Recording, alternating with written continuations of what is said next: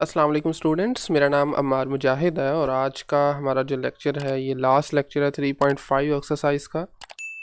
कुछ लास्ट के क्वेश्चंस रह गए थे 49 से 56 तक, आज इन्हें हम सोल्व करने जा रहे हैं। और इन क्वेश्चंस में बेसिकली हमारे पास लिमिट्स इन्वॉल्व हैं ट्रिग्नोमेट्रिक फंक्शंस के केस में। ठीक है, तो 49 को अगर हम देखें तो इसमें लिमिट है एक्स अप्रोच कर रहा है 2 को। फंक्शन आपके पास है साइन 1/x माइनस 1/2। तो इसमें इस केस में चूंकि कोई प्रॉब्लम नहीं आ रही ना, 2 पुट करने से डायरेक्टली कोई इनडिटर्मिनेट फॉर्म भी नहीं बन रही ना, आपके पास कोई कहीं से कुछ अनडिफाइन हो रहा है, तो इसलिए डायरेक्टली आप लिमिट इंसर्ट कर देंगे, यानी एक्स की जगह पे 2 लगा देंगे लिमिट्स के रूल को यूज़ करते हुए। तो ये आ जाएगा साइन 1/2 माइनस 1/2, तो ये साइन 0 बन रहा है विच इज़ इक्वल टू 0। ठीक है, सिंपल। क्वेश्चन नंबर 50 पे आ जाएं। एक्स अप्रोच कर रहा है -π/6 को। फंक्शन आपके पास है 1 प्लस कोस पाई कोसेक एक्स का स्क्वायर रूट। ठीक है, तो सबसे पहले लिमिट का रूट रूल यूज़ करते हुए आप इसको स्क्वायर रूट के अंदर लेके जा सकते हैं। तो this is basically equal to limit x approaches -π/6 and our function is 1 plus cos, और कोस के एंगल में आ रहा है पाई टाइम्स कोसेक एक्स। ठीक है, तो इसका होल का आ जाएगा स्क्वायर रूट। नेक्स्ट स्टेप में फर्दर आप इस लिमिट को ले जाएंगे इस फंक्शन के अंदर, और यहाँ पर भी ये कोस के एंगल में शिफ्ट हो जाएगी।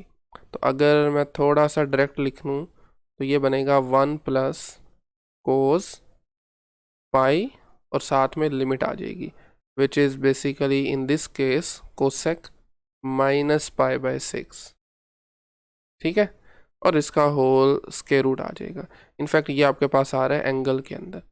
हाँ जी, what is the value of cosec -π/6?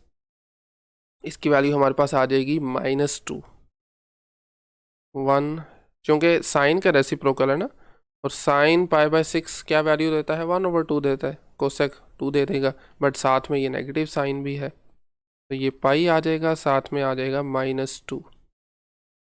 Alright, सो ये बन जाएगा -2π। चलें इसको लिख लेते हैं, 1 प्लस कोस -2π। अब कोस के एंगल में माइनस जो है वो माइनस के साथ हो या प्लस के साथ हो, वो सेम वैल्यू दे रहा होता है बेसिकली।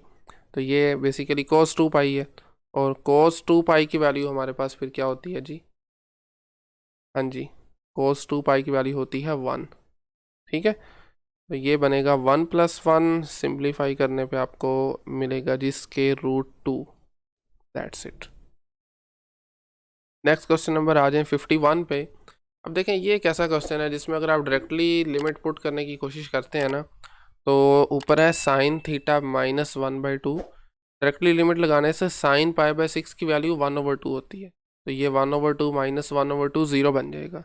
जबकि नीचे भी π/6 पुट करने से ये 0 बन रहा है, तो ये आ जाएगी 0/0 फॉर्म, जिसको हम कहते हैं इनडिटर्मिनेट फॉर्म। जब भी इनडिटर्मिनेट फॉर्म आए तो आपको फिर डायरेक्टली लिमिट पुट नहीं करनी, बल्कि अपने फंक्शन को कुछ सिंप्लीफाई करना है, क्योंकि 0/0 का कुछ भी मतलब नहीं होता। ठीक है, तो सिंप्लीफिकेशन के लिए बेस्ट तरीका ये है कि आप लोपिटल रूल का इस्तेमाल कर सकते हैं। और भी कुछ तरीके हैं इसके लिए सिंप्लीफिकेशन के लिए, बट हम इसको लोपिटल रूल के ज़रिए सॉल्व करेंगे। लोपिटल रूल का मतलब ये होता है कि आप अपने फंक्शंस में न्यूमरेटर को भी डिफ्रेंशिएट करते हैं और डिनोमिनेटर को भी करते हैं। ठीक है, लिमिट आपकी उससे कोई फ़र्क नहीं पड़ता।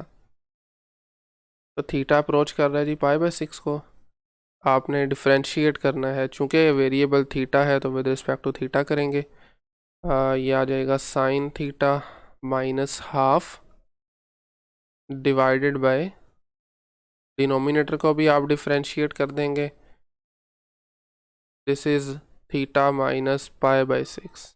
ठीक है, ये इसकी लिमिट इसी के इक्वल आएगी जो क्वेश्चन आपके पास गिवन है।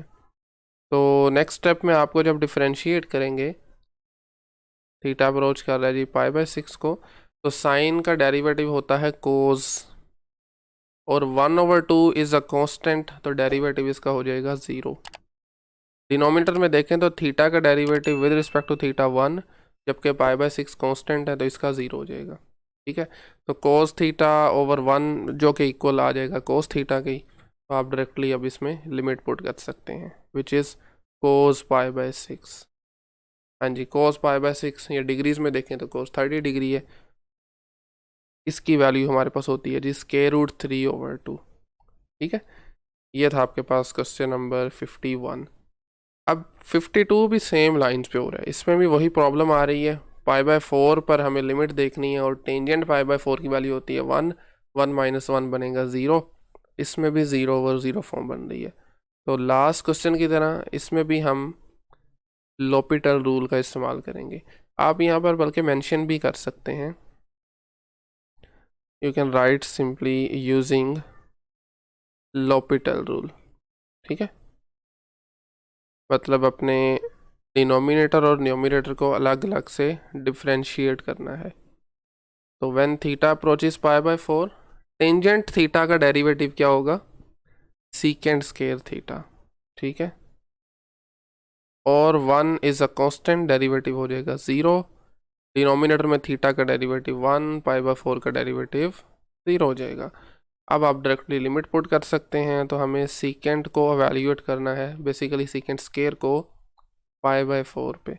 ठीक है, तो सीकेंट पाई/4 की वैल्यू हमारे पास होती है √2। स्क्वायर करेंगे तो वो स्क्वायर रूट जो है वो ख़त्म हो जाएगा, तो इसका आंसर बनेगा जी +2।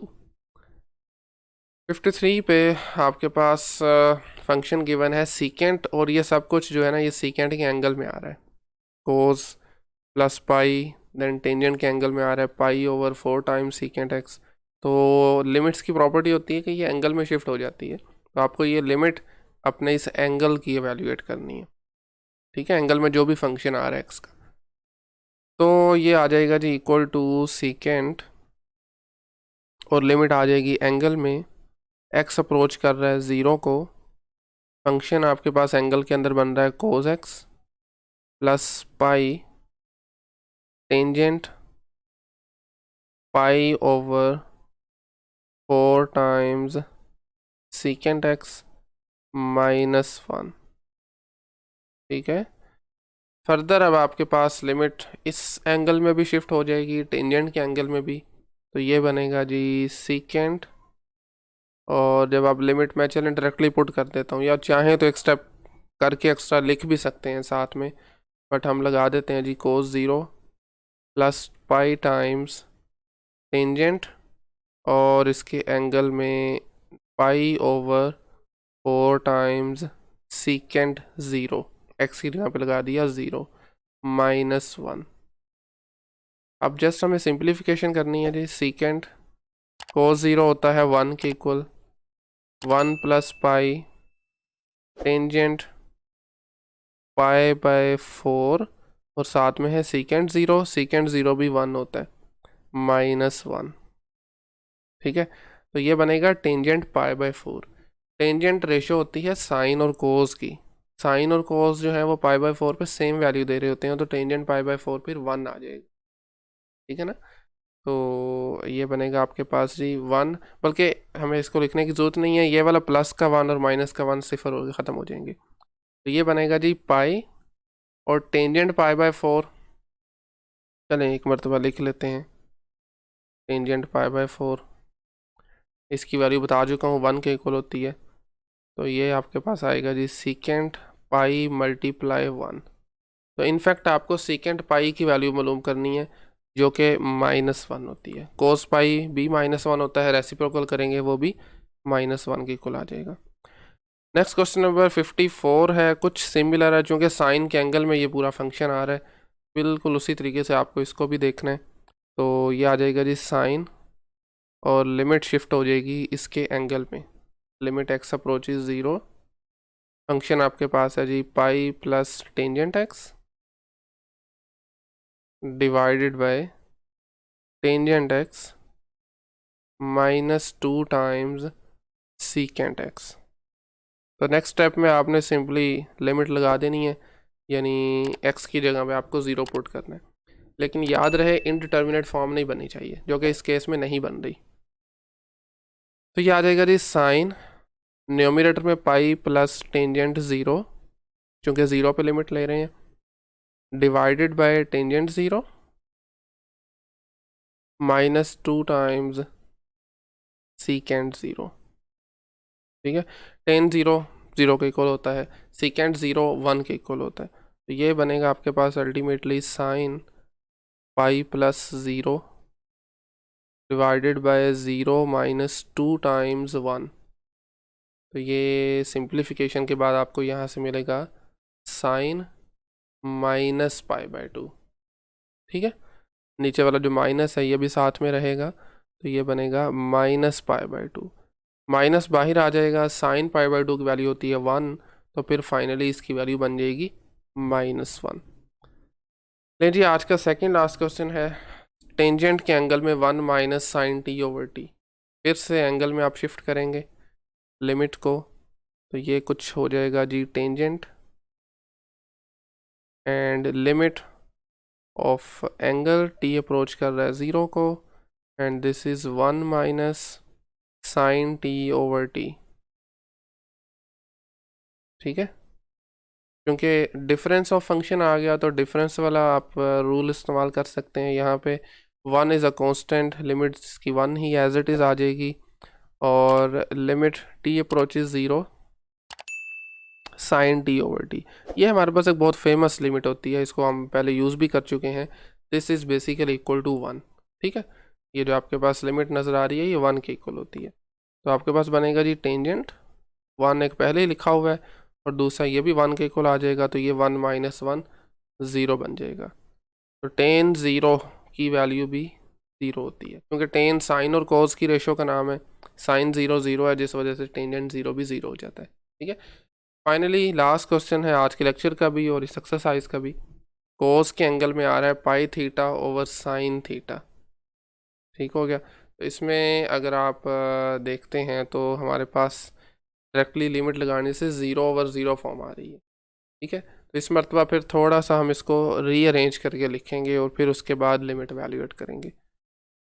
मसलन क्या मैं इसको लिख सकता हूँ, लिमिट तो खैर ऐसे ही रहेगी, थीटा अप्रोचेस 0 कोस, और एंगल में मुझे थोड़ी सी चेंजिंग करनी है, और वो चेंजिंग ये है, पाई को मैं वैसे ही रहने देता हूँ और थीटा को मैं फ्रैक्शन के फ्रैक्शन में शिफ्ट कर देता हूँ, यानी साइन थीटा ओवर थीटा लिखा जा सकता है, बिल्कुल लिखा जा सकता है। बेसिक अलजेब्रा का यही रूल है। अब आप इसमें लिमिट लगा दें। ठीक है, तो ये आ जाएगा कोस, पाई की लिमिट पाई ही रहेगी, ज़रूरत नहीं है साथ में लिखने की, लिमिट शिफ्ट हो जाएगी डिनोमिनेटर में। थीटा अप्रोच कर रहा है 0 को, and our function is sine theta over theta. ठीक है, अब ये लिमिट पिछले क्वेश्चन में हमने यूज़ की है, ये 1 के इक्वल होती है, साइन थीटा ओवर थीटा, यानी एंगल से आप डिवाइड करते हैं जब साइन को 0 पे इसकी लिमिट 1 आ रही होती है।